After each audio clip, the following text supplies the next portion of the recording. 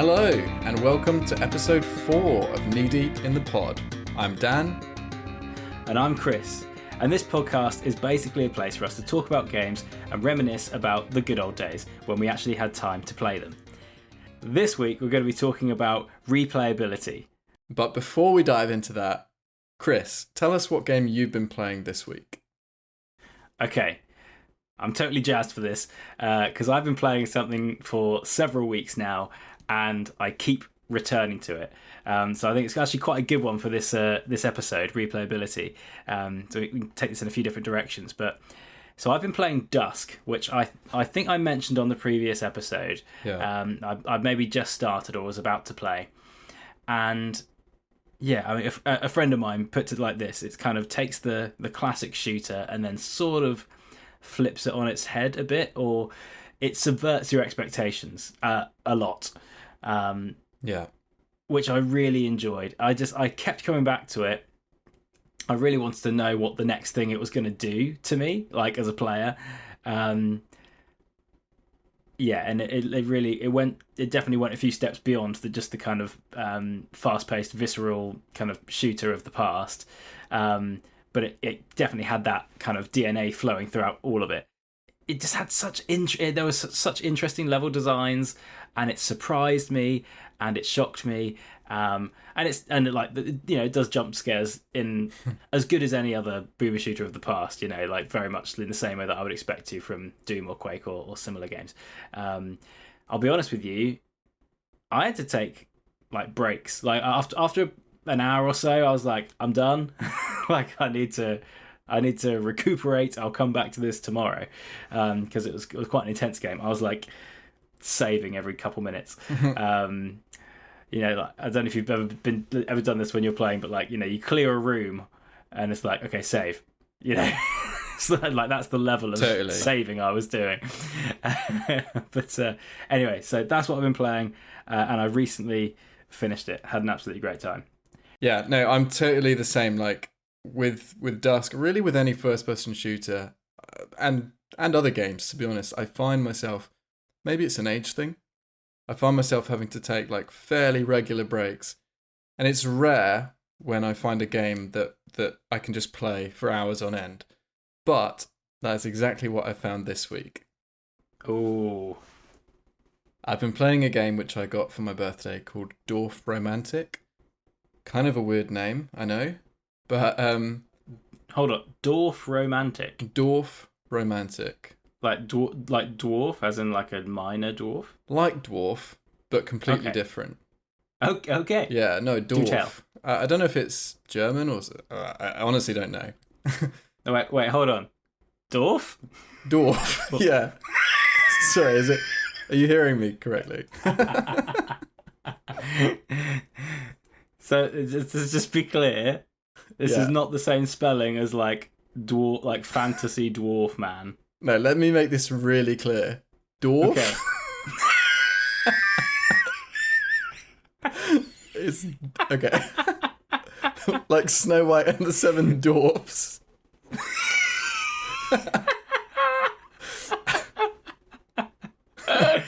Okay, go on. Now that we've cleared that up, this is a game about placing tiles on a board. So a bit like board games like Carcassonne, you have a stack of tiles, and all you do is you take the top one off the stack and you add it to the board. The board is like a map, like a landscape, and it contains different features like rivers, cities, forests, and you have to place the tiles such that you match the surrounding ones, you match the neighbours. So you're like trying to find the best fit for your tiles. And there's also a sort of quest feature. Okay. Where sometimes a tile will have an associated quest where it's like, okay, I'm a forest, and if you place this many trees within the forest connected to me, then you'll get bonus points, or you'll gain like more tiles on your stack. So you're constantly trying to finish quests in order to replenish your stack so that you don't run out of tiles. Okay, interesting. Yeah, but it's just super chill, super relaxing, and ridiculously addictive. Love it. how did you hear of Dorferson? Dwarf Fortress. That's a different game. No, honestly, I can't remember. I can't remember how I came across it, but I saw that a friend of mine had reviewed it and said something about how cozy and addictive it was, and I Nice. liked the look of it, and yeah, it's lived up to its to that review. Okay. And question: Yeah. has it replaced that other like cozy game you were playing some weeks ago? The like come back to it whenever, like almost like RuneScape vibe, but Oh, like the idle game, yes, Melvor Idle. I'm still playing that. That's like a just always in the background. that's like a constant. That's like Yeah. that's always there, and other games might be on top of it. Yeah, that's just a part of my life now. I've just Nice. accepted it. Love it. Okay, shall we dive into our topic proper then? Let's do it.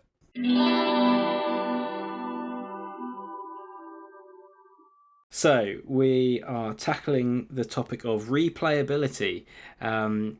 I think there's a whole bunch of interesting things here. I'm going to railroad us straight away. Okay. But by going back, I'm not sure if this quite counts, but I'm just going to throw it in before we get lost down a rabbit hole. This is just playability, okay? But like the thing that I was just talking about Dusk and how I just like keep returning to it, like, you know, strictly that's first playthrough. So maybe it's just the playability or how good it is to play. But I don't know. I'm not you know starting from scratch every time, but it just keeps making me want to come back and play it, which is like at least tangentially related to what we're talking about here. And actually, maybe that's a good little intro to our first question. So, what games do you keep coming back to, and why? Why don't you start us off? Actually, I will answer that, but first, do you mind if I just jump on the back of what you were saying about Dusk? Because I think that's a really interesting point about when is replayability.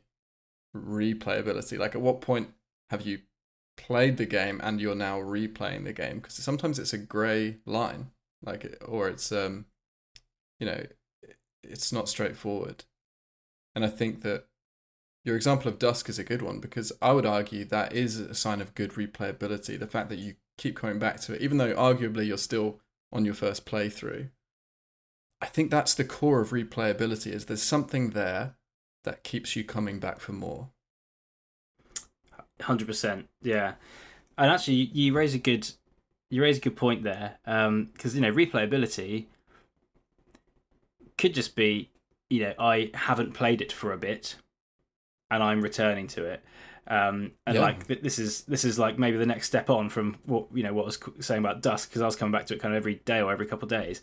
But yeah, let's say you played a game, and particularly with older games, you know, maybe because we were younger, games were harder. I think both those things are true, in the most general terms. Yeah. And often there'd be a point, a level, or be a certain point where it's just like, I actually can't beat this. I'm I stuck. can't get past this. I'm stuck on this game. I've tried it a bunch of times, and there'll be a point where you're just like, I'm moving on for now, and you go play other things, whatever. And then you would come back to it, and you'd start again from level 1 because it's been a while, whatever. But that that's replay. That you are replaying the game. You're replaying as far as you got, I suppose. So you're returning to the game. So yeah, that is a valid. You raise a valid point. Yeah, there was another point as well, actually, that I found interesting when you were talking about Dusk, which was that the game surprised you. Is that what you said? The game surprised you? Yeah, absolutely. And the reason that stuck out to me as an interesting comment is that I think that's particularly true when a game is new to you. When a game has that sort of magical new game feeling, you don't necessarily know what to expect because you don't know what the game is capable of. So it can surprise you and it feels like magical and like, anything could happen. Whereas you go into a game that you know like the back of your hand. Mm-hmm. You go and play Doom, or in our case, it would be Knights and Merchants or Anno 1602. You know, one of these games that we've played for 20 odd years. Yeah, yeah. And it's difficult for the game to surprise you. I mean, perhaps the level design might surprise you in some ways, but the mechanics aren't going to surprise you because you know exactly what that engine is capable of. Yeah. I don't know where I'm going with this, except to say that I suppose it's a sign of like excellent replayability when you keep wanting to come back to a game, even though you know there's no surprises left in store, even though you know the game so well, or perhaps because you know the game so well, it gains a familiarity. Mm-hmm. So I don't know exactly where I'm going, but maybe there's a transition from like I'm playing this game because it's cool to I'm playing this game because it's familiar. Yeah, but I think just slightly lost in that final summary is you know, you keep playing the game, you're returning to the game, even though it's lost that sheen of newness. Yeah. And yeah, it's about the familiarity thing as well. Yeah, I guess I probably do come back to some games because they are familiar and they are like comfortable places for me. But I think there's more to it than that as well. Or at least for games I return to, you know, it's not just the familiarity. It's I think, you know, it's the simplicity thing. That's what I'm going to go with this. It's just like the simplicity of classic games that I think are such a strong, such a strong like point for like classic games. You know, there was less scope, I suppose, for them to be more complex or to have more distractions. So really, just like your basic game just had to be really fun. If it wasn't, you've got no hope. You know, Yeah. you can't distract with flash artwork or, you know, fancy graphics or a multitude of mechanics that takes players quite some time to master and then realize whether, you know, work out if they're having fun or not. You know, Yeah. you know, it's like there's like 3 things you do in this game, and all of them are really fun. So, you know, go. Or if they weren't, then it's like, well, you probably wasn't very popular and didn't stand the test of time. So yeah, I think, you know, certainly a part of replayability for me. And we are just like, at the moment, we're just throwing our list of questions to the wind. We'll get to some specifics in a minute. But it's just like, I think a big part of replayability for me is just like, just have a really strong, you know, come on developers, just have a really strong, fun game, okay? Just make it really great, okay? Just make an excellent game and I'll replay it. Yeah, and make it affordable. And yeah, and accessible for everyone. Just make it really good and I'll replay it. And I do, you know, I mean, and there are games of my past where, you know, let's put it this way. Whilst I would like to replay them, and there's probably part of my personality that, you know, I like revisiting things that I've done in the past. But, you know, there are some which are the ease of access to playing them again is perhaps not that easy. You know, the barrier to playing is perhaps high enough versus how much I think I'm going to enjoy playing it because of how, you know, how good the game was to play in the first place. You know, sometimes that ratio is not enough, you know, for me to then bother. There are games where I was like, I'll spend half an evening just working out what the latest, you know, I need to download an emulator, or I need to like fiddle with the, you know, go into a file in the game and like make this tweak in the text file, or, you know, whatever those things are. Like, there's some games I'll make the effort, and other ones it's like, if it was just 2 clicks away, I'll play it. Yeah. But if it's like an hour's work to make it work, then that's, you know, it's not so fun in my memory that I'm going to bother. Yeah. If I have to dust off my PS2, track down a SCART lead, buy a TV that's compatible with a SCART lead. Yeah, there's a difference between me and you. I've kept every console I've owned and bar the PS1 because PS2 is back compatible. So I do have a PS2 in a drawer, ready and raring to go. And there are a few games I'm still working my way through. But sorry, yeah, as you say, if it's too hard, it's not going to happen. But that says a lot, I think, about the quality and the replayability of those games, that you would still go to the trouble of setting up your PS2 to play them. I would, yeah, absolutely. And in some cases, like, well, this is probably a hot topic right now. In some cases, I would prefer to do that than buy a half-hearted remake or remaster. You know, I would rather just play the original. That's a topic I'm sure we'll keep coming back to is remasters. But right, I said very flippantly earlier, like, just make an excellent game and I'll keep playing it. But I think that's kind of the crux of it. Like, I think that a lot of developers these days, they try too hard to focus on replayability. Or should I say, they try too hard to keep players coming back. And when I say they try too hard, it's not that they're trying to make a game so compelling that players will come back, but it's that they're trying to put in these like sneaky addictive mechanics, or, well, I'm struggling to think of other examples now, but I don't know, my feeling is that a lot of companies these days, they want players coming back because they want players pouring money into the game. So the focus has completely changed from like, let's make a great game to let's make a game that makes a ton of money.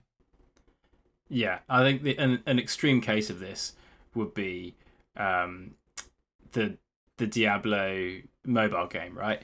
And I think it's not alone in this case, or that, you know, alongside their dev team and design teams, they have like psychologists and people that are like that know about how the human brain works, basically to inform them how they can, like, and apologies for the turn of phrase, but like hack the human brain essentially to like make people come back. Totally. And it's not about making the game fun necessarily. It's about like what are those hooks that then like make people want or need to come back. And basically they use the same tactics that were employed by creators of gambling games. Yeah. This is essentially what it boils down to. It's like not necessarily what's fun. It's like what keeps them hooked. What's like, and then players are just kind of like they're like I don't know, like there's like chests and like, oh, you got to collect enough of these things and like, you know, and you got to be there the next day to get the bonus, to get, you know, whatever those things are, just so they get like the next like hit of dopamine, oxytocin, whichever like the right hormone is. Yeah, so it'll be like, aha, and it's like it's addiction. Like it's forming addictive habits more, you know, rather than creating a fun and enjoyable experience. Which, yeah. That is not, as players, that's not what we're after. We want just make a fun game, make a fun experience, please. It's funny because at the start of this episode I talked about Dwarf Romantic being addictive, but I talked about that like it's a good thing. But I think that's because it's addictive by virtue of being fun, being simple. Yeah. You know, its mechanics naturally lend themselves to that sort of result, rather than these very deliberate kind of insidious tactics that are designed to keep you playing. Yeah, 100%. Great use of the word insidious as well.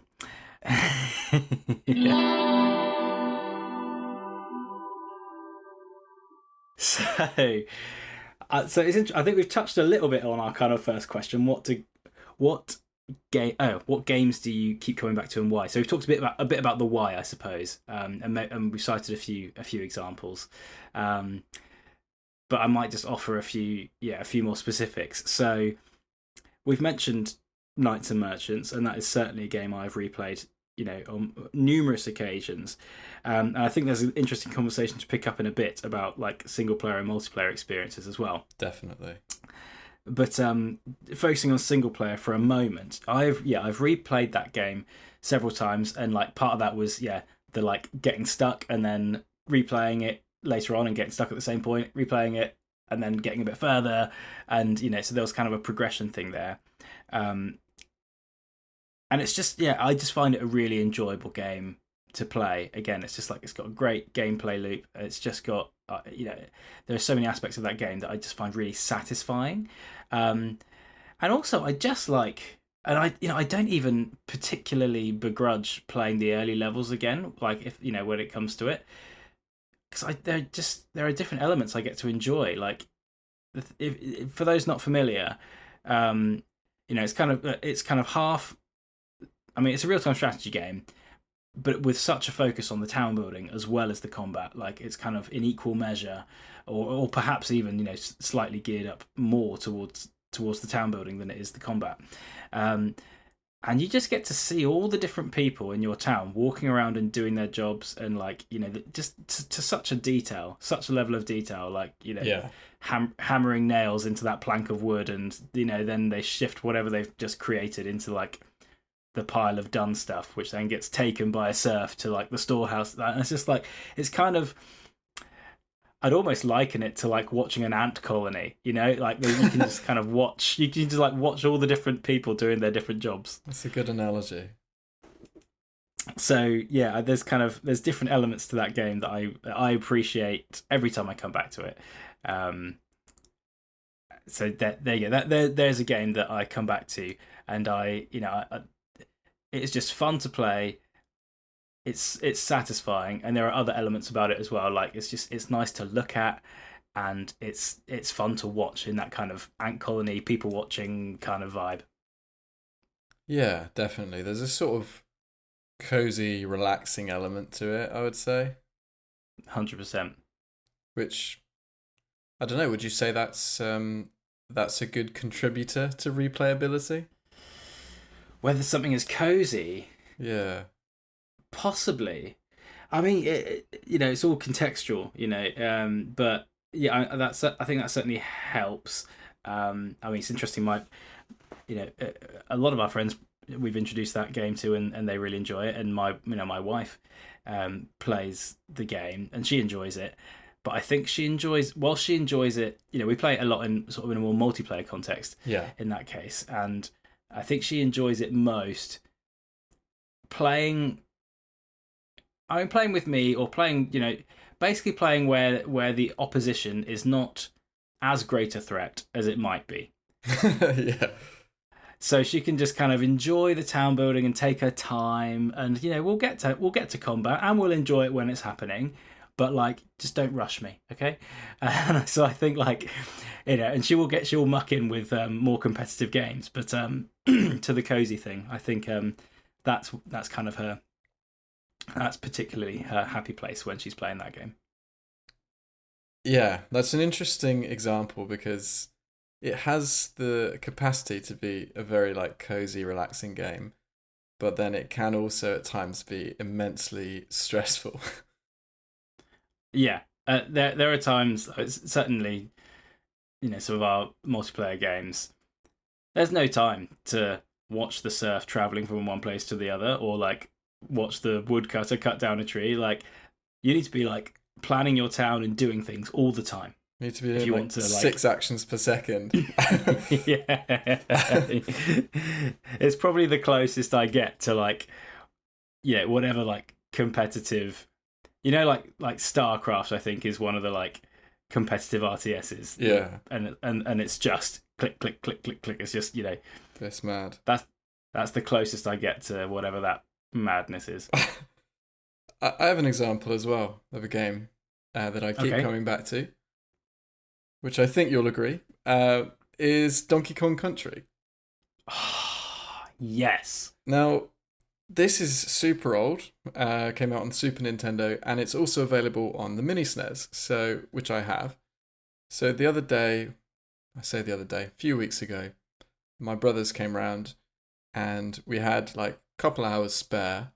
We just plugged in the Mini SNES and started playing Donkey Kong Country. And I kind of thought like, oh, we'll see how far we get. I was like, let's play some Donkey Kong. That'll be a laugh. Yeah. And my older brother was like, yeah, we could probably beat the game. And I was like, what? And I'd never beaten it before, but sure enough, like it's not a long game. So if you Yeah, just commit to sort of grinding it out, you can beat it in a couple hours. And we did exactly that, and it was great. And I would do it again in a heartbeat. love that. 100%. That, like Donkey Kong, Mario, they're just, I would come back to them. I'd really have very little reservation just picking, either of those games up at any point and to be like, yeah, do you want to play again? Yeah, sure. Yeah. Why do you think that is? I mean, this is a spoiler perhaps for a future episode, but so the soundtrack helps for me. The soundtrack definitely is just like gets me in the zone straight away. It's like so much of the personality of that game. Do do do do do do do, and you're there. Yeah, 100%. Oh, it's so. Oh, I love just the humor of it. I think there are so many things about that game that make it give it the character that it has, from the theming and the art style, to the music, and it's just so playful, and the humor is just, I love it. But I think ultimately, again, that's like the gameplay is just so, it's ultimately a very simple game. It builds on quite simple mechanics and just like adds a little bit every so often, just gives you little like, oh, and now like you've learnt these two things and now we're going to like switch it up, and by giving you a third thing, or like give you those two things in a slightly different way. And I don't know, it's just like every part of it just feels cohesive and like it belongs. And I don't know, it's something about that, just like I just keep wanting it to come back to it, and it is like Totally. it is familiar, and I guess it's just good. I think ultimately it's just flipping good. We've talked a lot about what makes it a good game. I think we could probably talk at length on that subject. But I think for me, what adds to the replayability is there's an element of mastery. Like, as a kid, I was terrible at that game. I couldn't have beaten the game, certainly not in an evening. Yeah. But now, as an adult, being able to come back to it and beat the whole game in essentially one sitting, it's very satisfying. You feel like a boss. You feel like, oh man, I'm good at this. I've nailed this. Yeah. And it's not a long game, but it's quite a hard game at times. And that challenge, I think, adds to the replayability, because it's like you're pitting yourself against the game every time. Every time there's a challenge, and every time you're looking for ways to improve. Absolutely. Yeah. And I think, if it's been a while, then it's like the challenge of like, can I do it? Can I get back up to that? Can I do it again? Because inevitably, you'll have you won't be quite in the zone because you haven't played it for ages, and those skills haven't been recently honed, and so you'll be kind of can I get back up to scratch and beat it again? And yeah, you're right. There's just such a satisfaction in like, that's probably quite a skill in terms of like game making as well, to just designing a game so the player feels skillful and like feels that they're mastering it, So yeah, I think that's a really great point you've made there. I tell you what though, now that I think about it, a big part of why I enjoyed it so much was the fact that I was playing with my brothers. I don't know if I would pick up that game by myself and play through it, but the fact that we were playing together added a sort of like competitive element to it, even though we were all playing kind of on the same team. Yeah, I think playing with people makes a big difference, and whether that's like a single player experience that that you're all crowding around the screen for and taking turns or whatever, or if it's a multiplayer experience. And yeah, jumping ahead a bit now, I think the multiplayer thing, it's interesting. A game can be so much more simple essentially, and yet have immense replayability by merit of the multiplayer aspect of it.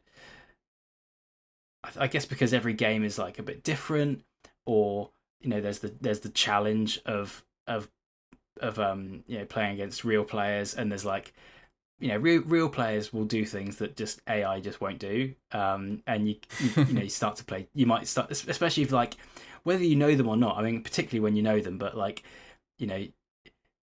even like when you don't, and those same people you keep coming up against, and you start to do a little dance. You start to kind of do like try and like do little tricks on each other to try and like one up each other, or beat them, and that I think adds hugely to replayability. And then you can have a game that is essentially very replayable with only I mean I'm thinking of first person shooter right now sort of context, but with just like a handful of maps, and just like I guess again the game needs to feel really good, I suppose, but the quantity of game you need to create for it to be replayable in that context is much less, and you do see that in in the cost of producing those games, and that I think that's certainly has been a reason why some studios have gone in that direction. But yeah, I think multiplayer is definitely adds to replayability in all sorts of different ways. Yeah, from like competitive to co-op to just having a great experience with. In the same room with each other, or someone watching your single player experience, becomes like a shared experience thing. Yeah, that was kind of one thing I was going to ask, is how much of your enjoyment of a multiplayer game do you think comes from the game itself, and how much do you think comes from kind of external factors like voice chat or being in the same room as people? My gut reaction is like 50-50. Yeah. Like half of it's the game, but then like the other half absolutely like talking to people. If you're on the same team, you're kind of strategizing, or like calling out shots to each other, or whatever those things are. I love all that stuff. I think a very special thing is being in the same room, even more so than being in a on a video call or a voice call, or what in-game chat, whatever. Which is not common these days. No, it is not. It's something we've not managed to do for a little while now, but I know we would all really treasure our like LAN days that we would organise every so often. Yeah. And they were special, man. They was like, you just don't get you don't get 4 or 6 people in a room with PCs very often to play play the same game. That just doesn't happen. But it's so good. Like it's yeah. There's nothing quite like it. You might spend an hour and a half getting everything set up and connected. Yeah. But then, when you get to play Diablo 2, 6-player, and you're all in the same room, there's something special there. There's nothing like it. It's worth every moment, and like the travel and like all the faff that goes with it. It's absolutely worth it. Or you might be a really smug guy that just rocks up with a laptop. Yep. Can't be thinking of anyone in particular. I might only have a LAN party once every 5 years, but that still justifies having a laptop. Plug and play. Except you're waiting for everyone else to set up. Do you feel similarly to that question about the game versus like the experience with other people? Is it? Yeah, I mean, I don't know how closely this is related to replayability. I think we're going off on a slight tangent, but it's interesting nonetheless. I was thinking about my Donkey Kong example. If we were doing that same thing, taking turns at playing the levels, but we weren't in the same room and we weren't able to communicate, I think it would be super boring. Like, I die and then I have to watch 2 other people have an attempt before I get another go. Yeah. Like, without being in the same room and getting to sort of encourage each other or like, witness each other's reactions, it completely loses its enjoyment. 100%. Yeah. It's so integral to that experience. I mean, I have replayed Donkey Kong basically but like single player several times over the last few years. One time in particular, it was mostly just me in a room. People would come in with a cup of tea and say hello, and then they go out, and there'd be like elements of interaction, but it was mostly me. A different time, it was kind of a lounge space where lots of people were coming in and out, or sometimes people would watch and be interested, and so that was kind of a bit more communal. Which I just love, and I think there's something special about someone watching you play a game and being really like into it. That is just one of my favorite experiences. That's kind of the essence of streaming, which is sadly can only really be enjoyed by like very few people. What I mean is very few people are able to achieve success as a streamer, but it must be like very rewarding when you get to that point. Yeah, I think yes and well, I think yes. Yes, it would be. It was interesting though. I was watching a like kind of a stream. Well, it was a stream of a YouTuber that's quite successful, and he was talking about the drain of it. He was like, he absolutely like he loves his job and he's so pleased with it, and thank you to all his fans and blah blah blah. But also, like he says, like I do a stream on Sunday afternoon, and on Monday and Tuesday I basically just don't talk because it's been like so mentally. Because it's not just playing a game. Like a lot of it is like you're trying to play the game and play it well enough that it's entertaining and like makes sense for people to watch. But also, possibly more importantly, you're like doing the narration and doing the like entertaining talking bit as well. I suppose it depends slightly on the style of stream you're doing, but yeah, it was interesting. He was kind of saying like so much of it you're like concentrating on what you're going to say or reacting to what people are posting and stuff, which is I think quite a different. You have to be on all the time. Yeah. Whereas I think that's quite a different experience to just like a friend of yours kind of being sat next to you. But yeah, absolutely, it would be. It would definitely be a very cool thing to do that.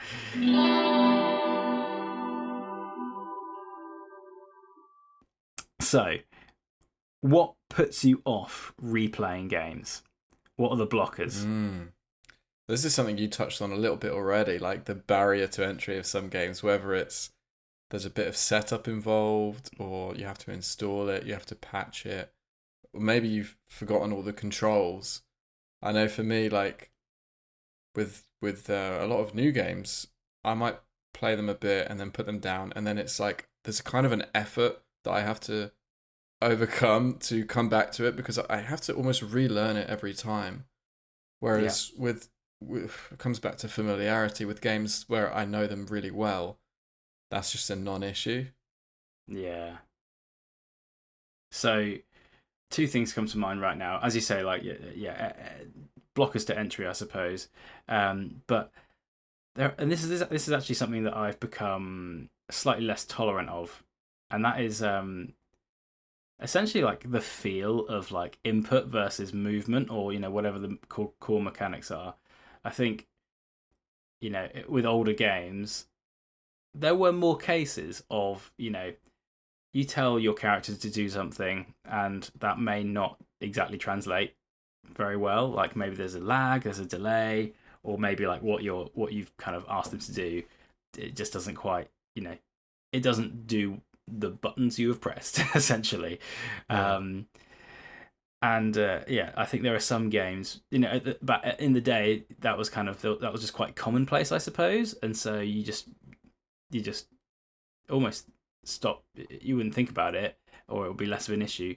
Now I'm less tolerant of it, and I think like when things just aren't feeling good and aren't like responding how I'd like them to, I get frustrated. The game has to be that much more enjoyable to play to kind of offset that frustration. Totally, yeah. Like if a game's a bit janky or there's just some really niggly bugs, that can be a deal breaker. Yeah, absolutely. A game I really enjoyed and will recommend to people and wax lyrical about how good it was and how much I enjoyed it is Portal. Yeah, great game.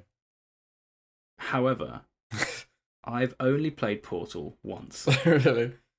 I've never replayed that game. I played Portal once. I played Portal 2 once. Um, and I've recently, like in the last couple months, I've started playing Portal 2, the cooperative part of it. Like there's like Yeah. another like campaign thing you can do. I've started playing that with my wife, which was like the easiest way to get her into playing because she's never played, and I thought like you need to play Portal. But yeah, what's put me off replaying that? Why haven't I gone back to that? I'm not sure if I Yeah. know the answer, but it's just like, but it's such a good game. Is it? I wonder if it's because it's a puzzle game. I'm not sure because like the whole thing, or certainly a big part of it, is puzzles, and so once you've cracked them, then like there's less reward in doing it again. But, if you remember how it was done, I That's suppose. very true. Yeah, puzzles can really lose their appeal. But I think I would really enjoy it if I returned to it now because it's been so long. I won't remember any of them. I won't remember how the puzzles worked. I'll just do it again. But are you going to replay it, do you think? Realistically? Realistically, it's not super high on my list. No. Yeah, I wonder why that is. Do you think there's an Yeah. element of you've already kind of experienced the sort of story, so you know what's going to happen already? I think that could be part of it for sure. And as you know, I think even more so than the impression I get is more so than you.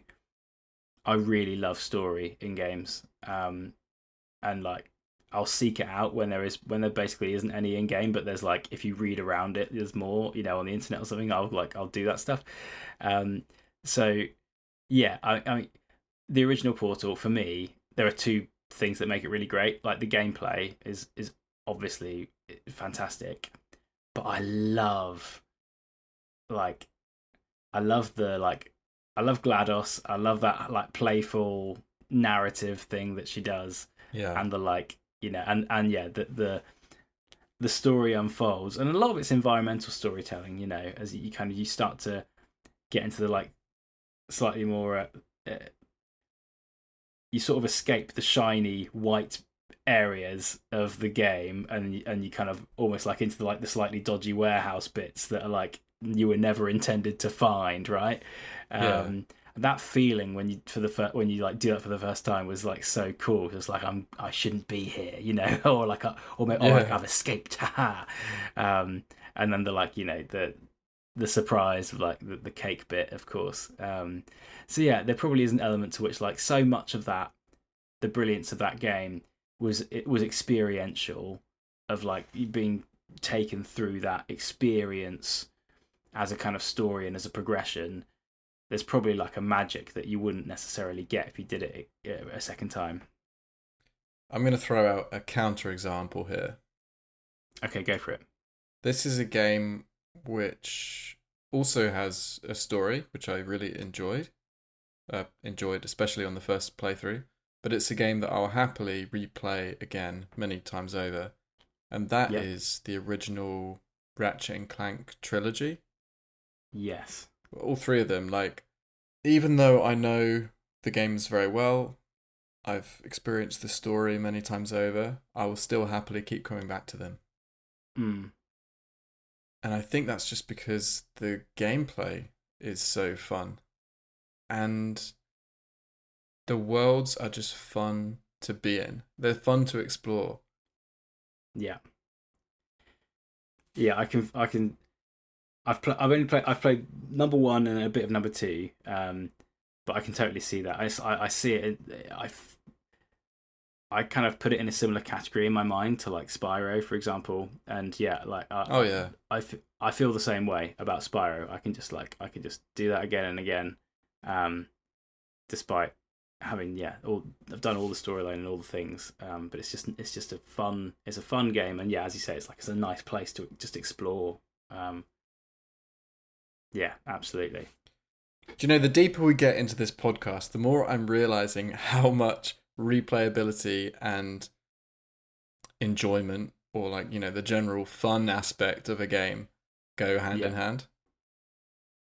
Yes, I think that's coming clear, isn't it? Yeah, I mean, maybe that should have been obvious, but it's certainly becoming clearer as we go along. Yeah, I wonder if there are some other aspects that are gonna fall out, but I think that's ultimately that's got to be like one of the biggest parts of this puzzle, I suppose.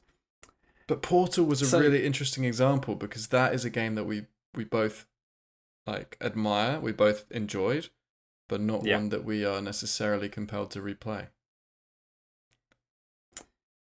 I can't quite put my. I mean, we gave it a go. I gave it a go. Yeah. I can't fully put my finger on why not.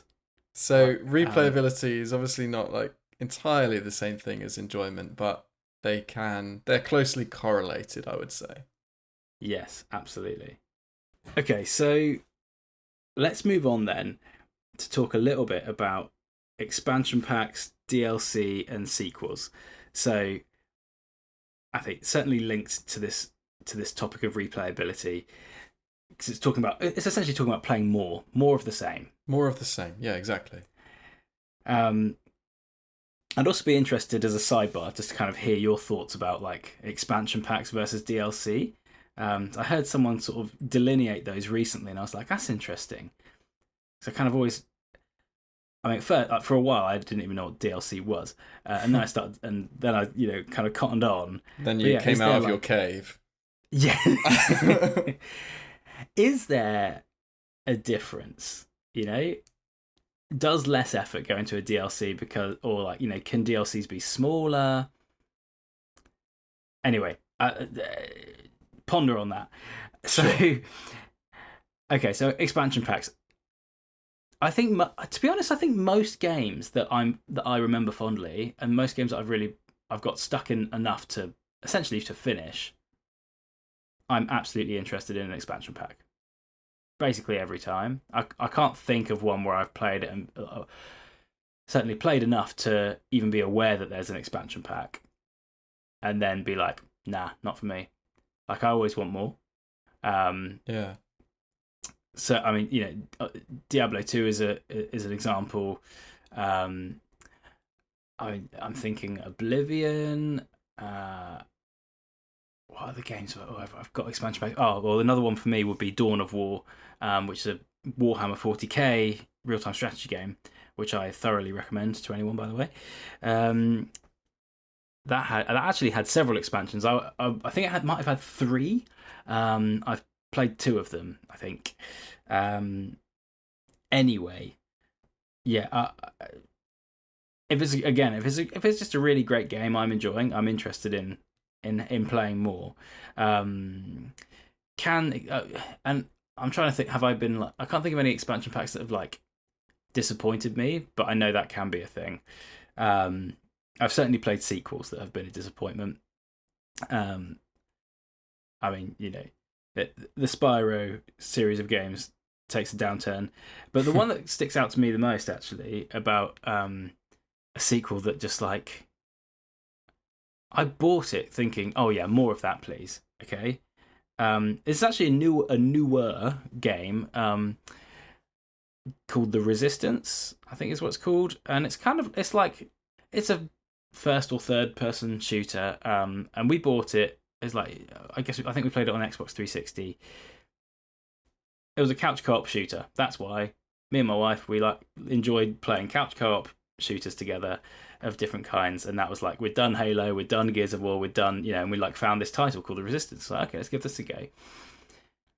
And the best shooter it wasn't, but it was different, and fine.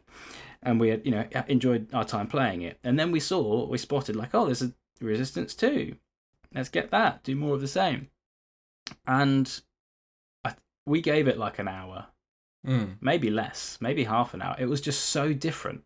It was just completely not the game, the first one. It was like the controls were jarring. What you had to do was different. There were just enough things that were just like not what we had like bought into. That were just like, no. There aren't many times I pick up a game and then I'm just like, no, but that was one of them. I'd be interested to Yeah. know. I think it actually, wasn't unsuccessful. But yeah, something about it for us was just like, mm-mm. To me, that is always really surprising when a sequel is so different from the original that it somehow loses its appeal. Because you Yeah. think if people enjoy the first one, it's not rocket science. Just make more of the same. It should be a slam dunk. And I get that sometimes people might get bored of that. They might be looking for something new. But I guess in speaking personally, like, from my own experience, if I really like a game Yeah. and they put out a sequel that's almost the same, but Yeah. it's got some new content, got a few tricks up its sleeve, new lick of paint or whatever, Yeah. I'll play it and I'll enjoy it. But if you introduce new characters that I hate, if you like somehow take elements of the original game and make them worse, Yeah. if you just completely change the premise or the mechanics or the theme, what are you doing? Yeah. Yes. I I don't know. Maybe, the greater gaming community doesn't agree, but for me, I feel similarly. I was just like, honestly, I just want more of the same. Like the same game, but more content. Just do it again in different locations, basically. That's Absolutely. like, and like, you want to throw in a few more mechanics, like, okay, like do it carefully. Yeah. But maybe you'll enhance it, and there are definitely games where it's been enhanced by a few extra mechanics here and there, like cool. But just don't change the formula. That's essentially like, if you're gonna like change the formula, call it something else. Don't Yeah. call it a sequel. Call it something else. Give it a different lick of paint, make a new character, and like make a new IP. But just like, don't come and wreck my IP I love over here. Just more of the same is base. I'm not fussy. Well, I am. I'm I not. want I'm more of the not. same. I'm not. Yeah, I am fussy. I want more of the same, and not to change very much. maybe throw in a few bits here and there, but don't go wild. I am fussy, but I don't feel like I'm asking that much. No. I'm not. I'm not asking. I'm basically saying, don't bother reinventing the wheel. Just don't go to all that effort. Just do more of the same. Yeah. Spend a bit of time thinking about like, what could the story be for this one that means we kind of see some different environments and meet some different looking enemies. Like, Case in point, Spyro 3. In my opinion, the perfect sequel. They took everything that was good about Spyro 2, and you know what they did with it? They kept it the same. They just made the same game again, exactly the same mechanics, but they gave us new levels and then a few new fun features, the ability to play as different characters sometimes, the skate parks, and then like a new storyline, new collectibles, but fundamentally the gameplay was the same. Yeah, 100%. Yeah. There you go, people. How to do a good sequel. Should we quickly tie up that bit about expansion packs versus DLC? Yeah, okay. So I think this is one more for you because I don't have the experience to answer those questions. To be honest, I think they're essentially the same thing. I think DLC has become the modern name for an expansion pack, but it's also become like a bit broader, I think, because an expansion pack used to be something you'd buy in a shop, and to justify that product being in that shop, it would have to be normally like a hefty amount of new content. Whereas a DLC, by virtue of like being a simple download, it could be like a new skin for the character. It could be something really, really simple. Yeah. So in that sense, there's a difference there, and I'm not too interested in like tiny DLCs like that. Yeah. But often you'll get DLCs which are just fully fledged expansion packs. Yeah. Yeah, I think it's probably that middle ground, or that kind of we've released this thing and it's like it's I think I just struggle to be excited about anything that's substantively less than what I would have expected from an expansion pack, and maybe that's just me being a dinosaur. But I just like, if you're gonna like package something up and say like spend money on this to have, you know, to make more of the game we've got you, like just make it worth my while and make it worth being excited about, essentially. Yeah, totally. Now, I'm just going to backtrack us for a moment because there was something I wanted to say that Sure. I forgot. So, just to kind of muddy the waters, I want to give you an example of a sequel that is very much not the same. Ooh, Okay, but that you enjoyed. that I really enjoyed. Okay. And Dawn of War. Let's pick that up again. Yeah. The first one is a brilliant, just really enjoyable RTS. And actually, the same streamer I was talking about earlier, he's a huge fan of Warhammer, and he said it was like, I think it does like quite regularly get quoted as kind of one of the top like Warhammer games made. And it turns out there are a lot of them. I had no idea just how many have been made. Wow. Which is a thing in itself. But yeah, it's like regularly like close to, you know, it's in the top few, often the first, like top of the list. So anyway, it was great. Really enjoyed it. Dawn of War 2 comes out, and it is not a real-time strategy game. Not really. It's more okay, but you don't build buildings anymore. That's the big thing. There's no town building element anymore. Essentially, you kind of create a team, or maybe you have a team that they give you, and you like blast onto this map with those people, and they're essentially kind of, you have like essentially a few hero type characters, and then maybe you have like a few sort of more normal type guys with you, and you're then just there to do a mission. Okay. So there's no like making new people. There's maybe healing and stuff. I forget all the precise mechanics, but the feel of the game, they really captured the feel of like Warhammer, and like all of that kind of, the feel of being in the world, that was absolutely captured again. And so like, whilst it was quite a different game, like it didn't feel too jarring, and it was similar enough, like, you know, it was still like controlling units around on that kind of, you know, bird's eye view thing of like a real-time strategy game. Yeah. That it was like, you know, it didn't take me long to just accept like, okay, yeah, it's a bit different, but it's Dawn of War 2, fine. And I played that whole campaign through and loved it, like really enjoyed it. So yeah, I don't know what to take away from that, but that is an example of a sequel that is quite dramatically different to its, you know, to its forebear, but did it really well. And let's not talk about Dawn of War 3 because that went horribly wrong. I wonder if they did the same trick again, but then didn't pull it off. I've not played it, so I couldn't really comment. I suppose that's the thing. It's a risk, right? If you want to do something different to the original, it's always going to be a risk. Whereas if you do something that's the same, chances are people are going to like it. Yeah, and that's interesting. Like, maybe I feel almost bad saying some of this stuff now because it's like, yeah, it's definitely like there's narrative in the industry right now that there's like too many people trying to play it safe, and like you get and the result of that can be quite a lot of unremarkable games, you know, just fine.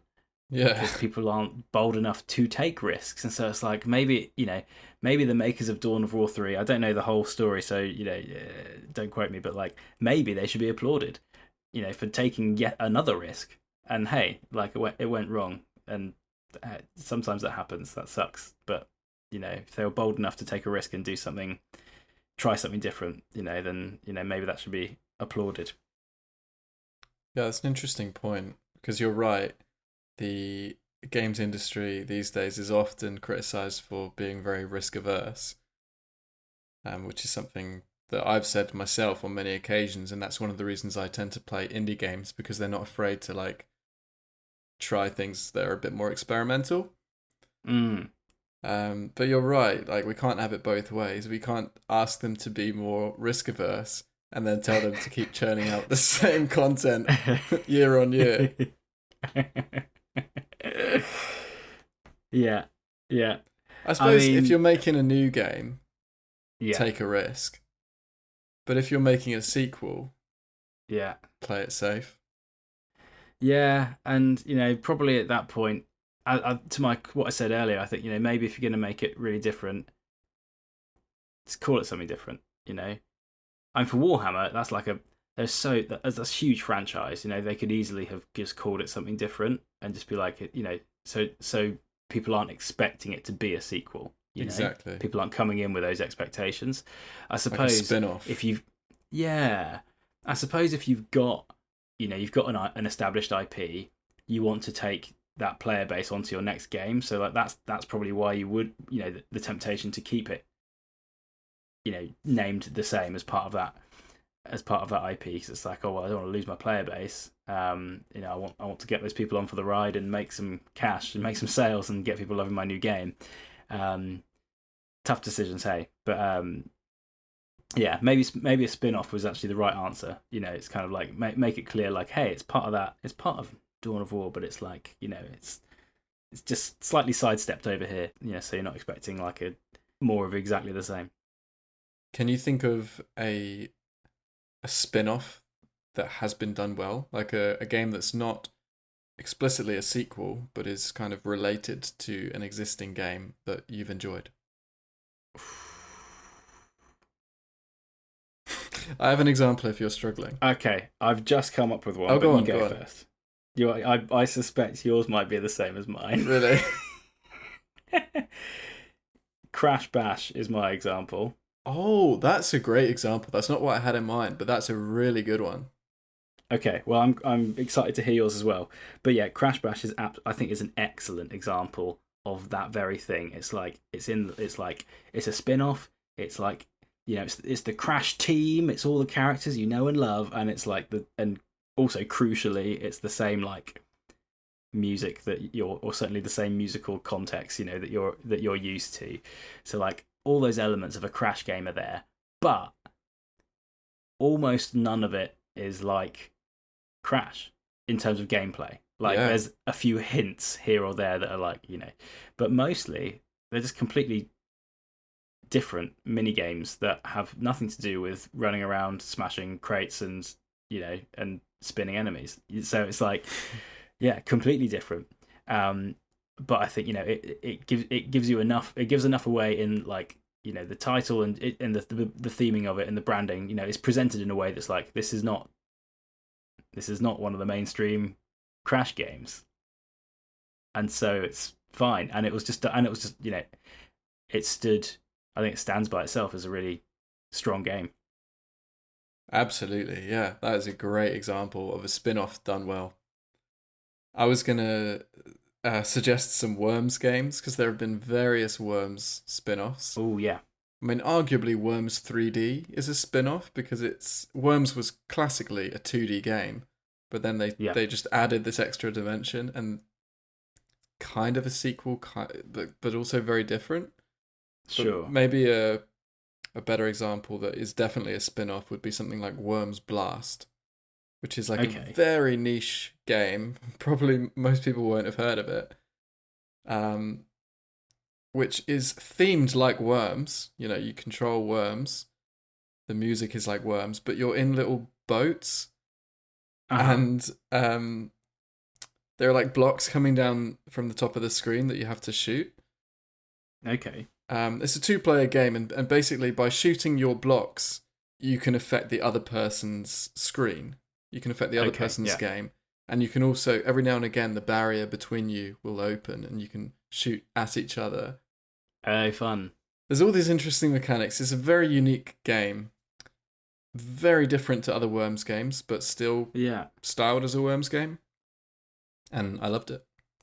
nice, good example. Also, we should spend a bit of time just playing a few random like Worm spin-offs because that is an IP that I feel has had like a whole load of like random games that have sort of passed me by. Totally. Was it Worms Forts or something? There was some. Yeah, yeah. Yeah, Worms I Crazy didn't really. Golf. Seriously. Oh yeah. Did they go too far? But no, I'd love to spend an evening just playing a bunch of Worms games. That would be great. That would be great. So, possibly our last little question here. You wanted to talk a bit about roguelikes or roguelites, perhaps, which is, I guess, is perhaps like the ultimate. Is that the ultimate example of replayability? You could make an argument for it because you essentially you go back to the start every time, right? Do you know what, Chris? That is a huge topic, which I think might be better saved for another day. Okay.